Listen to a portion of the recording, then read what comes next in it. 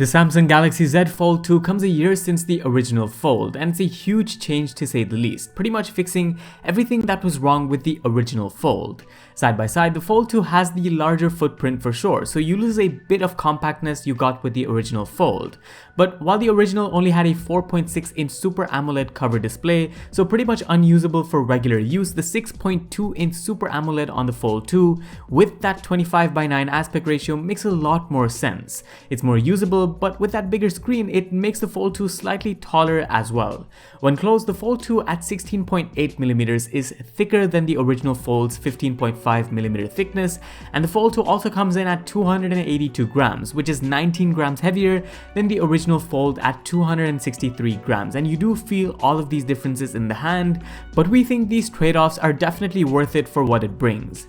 Around the devices though, everything stays fairly similar, and placements like the stereo speakers and the microphones, if not for slight movements, are about the same. But one improvement that does come is the side-mounted fingerprint scanner, which now doubles as the power button on the Fold2, something that's just a bit more intuitive compared to having a separate scanner on the original Fold.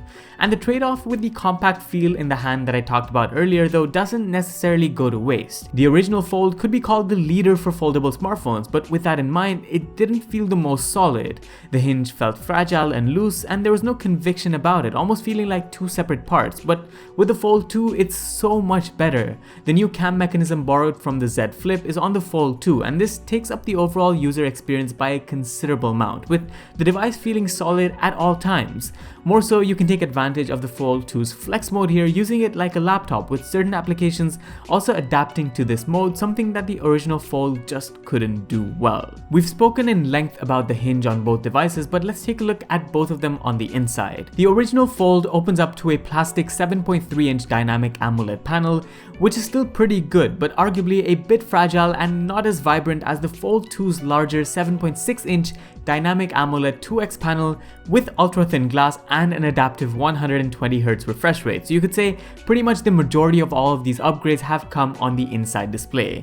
The refresh rate makes everything smoother, and we're glad Samsung was able to incorporate it in a folding panel. Another change on the inside is that dual 10 and 8 megapixel cover camera.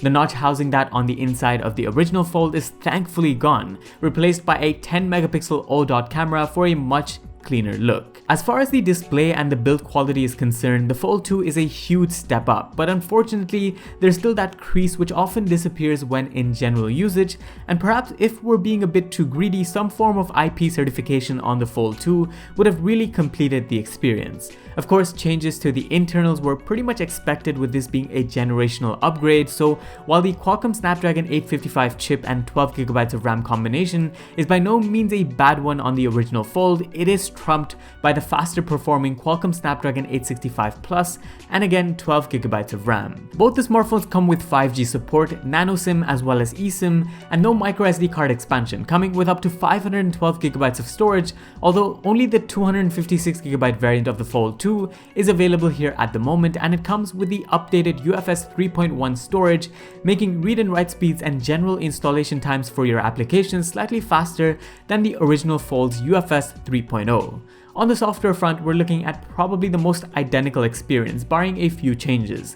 Both smartphones have Android 10 draped over Samsung's One UI software, with its One UI 2.1 on the Fold and One UI 2.5 on the Fold2. However, it's not that much of a visible change if you ask us, and if you're coming from any Samsung flagship, you'll feel right at home with things like Samsung's DeX. There's also slightly better application optimization on the Fold2, but much of that comes down to developers more than anything else, so we still find some applications that do not support the transition between the small to the big screen without actually restarting the application, but we are seeing more work done on this in recent times, and with that immersive and smooth display, gaming in particular just feels so fluid, so it's quite a bit of an experience, and you should really try it out if you get your hands on the Fold2 at any point in time. One of the other things to focus on is the camera. Last year we saw the Fold adopt pretty much flagship camera specifications for its time, with the 12 megapixel main, 12 megapixel megapixel telephoto and 16 megapixel ultra-wide triple camera setup. Of course, there was the dual camera configuration we talked about earlier on the phone's inside, and another 10 megapixel setup on the cover. On the Fold 2, it's a simpler setup with a triple 12 megapixel camera setup made up of a main, telephoto, and ultra-wide angle lens. Aside from that, you also find a 10 megapixel camera on the inside and another 10 megapixel camera for your cover display. So the Fold 2's camera setup doesn't really have the flamboyant 108 megapixel sensor found on the S20 Ultra or the Note 20 Ultra, nor that space zoom, but its camera bump is still pretty big on the back.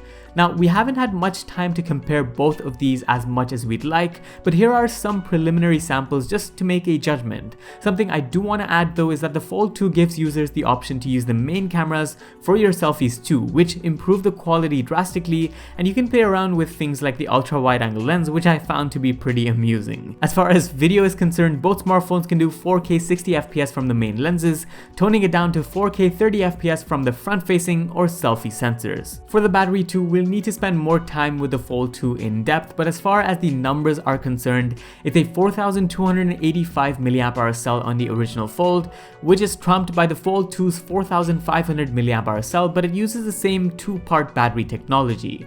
Interestingly, the Fold 2 supports faster 25-watt wired, slower 11-watt wireless, and the same 4.5-watt reverse wireless charging speeds compared to the original Fold at 15 watts, 15 watts and 4.5 watts respectively.